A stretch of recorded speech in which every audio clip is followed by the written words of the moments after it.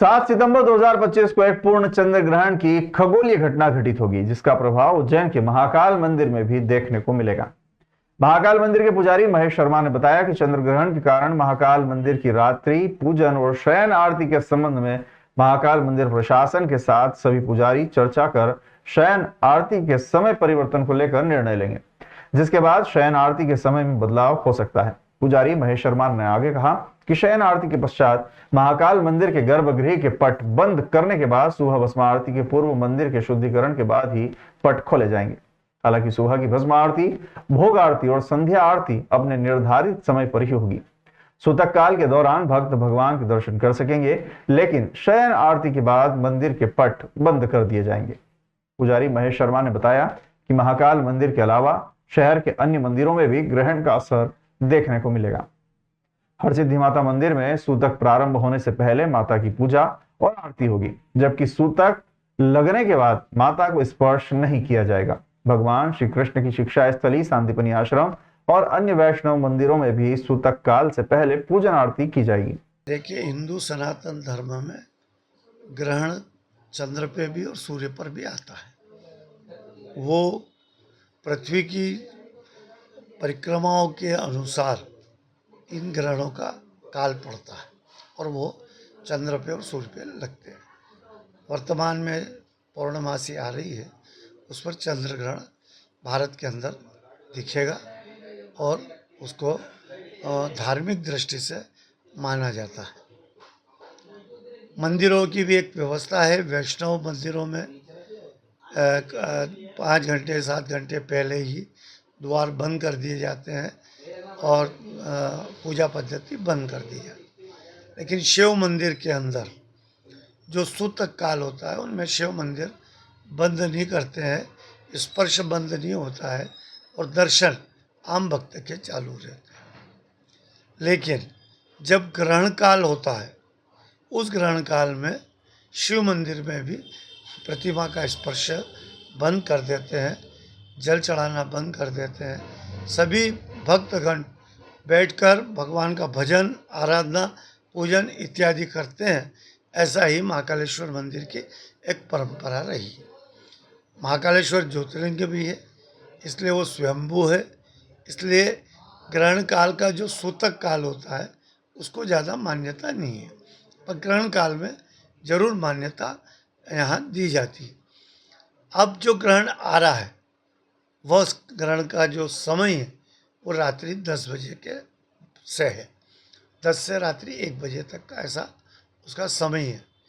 और महाकालेश्वर मंदिर की जो परंपरागत आरती है, वो 10:30 बजे शयन आरती होती है, जो 11 बजे तक चलती है।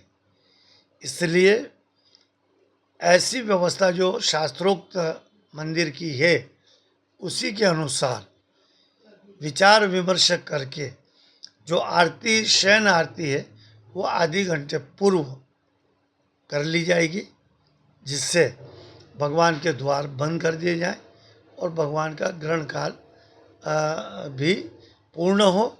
और जब पुनः सुबह प्रातःकाल 4 बजे जब द्वार भस्म आरती के लिए खोले जाएंगे, तो पूरे मंदिर का शुद्धिकरण, भगवान की प्रतिमाओं का स्नान और मंदिर का शुद्धिकरण करके भगवान की भस्म आरती का दर्शन व्यवस्था की जाएगी। वहीं दूसरी ओर शासकीय जीवाजी वेधशाला उज्जैन के अधीक्षक राजेंद्र प्रसाद गुप्त ने बताया कि यह ग्रहण भारतीय समय के अनुसार 7 सितंबर 2025 को रात्रि 9:56 और 8 पर शुरू होगा और 8 सितंबर 2025 को रात्रि 1:26 पर समाप्त होगा। पूर्ण चंद्र ग्रहण मध्य समय लगभग 11:41 पर होगा, जब चंद्रमा का 136.8% भाग पृथ्वी की छाया से ढका होगा। यह ग्रहण भारत में दृश्य होगा, साथ ही अंटार्कटिका, पश्चिमी प्रशांत महासागर, ऑस्ट्रेलिया, एशिया, हिंद महासागर और यूरोप में भी दिखाई देगा। वेधशाला ने सभी स्कूलों और कॉलेजों से अनुरोध किया है कि वे इस खगोलीय घटना की जानकारी अपने छात्रों तक पहुंचाएं और इसे देखने की व्यवस्था करें। राजेंद्र प्रसाद गुप्त ने लोगों से अपील की है कि वे इस खगोलीय घटना को देखने के लिए तैयार रहें और इसका आनंद लें। साथ ही वेधशाला द्वारा इस घटना के बारे में अधिक जानकारी और देखने के लिए विशेष कार्यक्रम आयोजित किए जा सकते हैं। पूर्ण चंद्र ग्रहण एक दुर्लभ और आकर्षक खगोलीय घटना है जिसे देखने के लिए लोगों को सुरक्षित और उपयुक्त तरीकों का उपयोग करना चाहिए। दिनांक 7-8 सितंबर 2025 को पूर्ण चंद्र ग्रहण होने वाला है। ग्रहण का प्रारंभ 7 सितंबर को रात 9:56 पर होगा। मध्य की स्थिति रात्रि 11:41 पर होगी। इस समय चंद्रमा पृथ्वी के द्वारा पूरा ढक लिया जाएगा और ग्रहण का मोक्ष 8 सितंबर को रात्रि 1:26 पर होगा। यह पूर्ण चंद्र ग्रहण है। पूर्ण चंद्र ग्रहण जब होता है जब सूर्य और चंद्रमा के बीच पृथ्वी इस प्रकार से आती है कि चंद्रमा को पूरा ढक ले।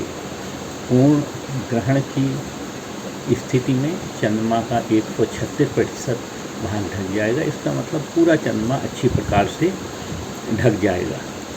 इसे हम रात्रि में किसी खुले स्थान से बहुत अच्छी प्रकार से देख सकते हैं।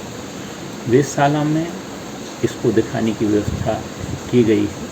आवश्यकता यह है कि उस दिन मौसम खुला हुआ हो, अर्थात चंद्रमा हमको दृष्टिगोचर हो रहा हो।